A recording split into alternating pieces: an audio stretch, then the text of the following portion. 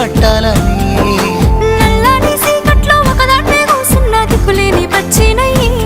బావా నువ్వెప్పుడొస్తావని ఏళ్ళైపోతుండే పిల్ల ఎన్నెలొచ్చింది మన బతుకులా ఏలైపోతుండే పిల్ల ఏలు వట్టంగా వస్తున్నాయా ఇన్నాళ్ళ ఎడబాటు ఎడవాసిపోతుందిలే ఈ సీనయ్య గుండున్నదే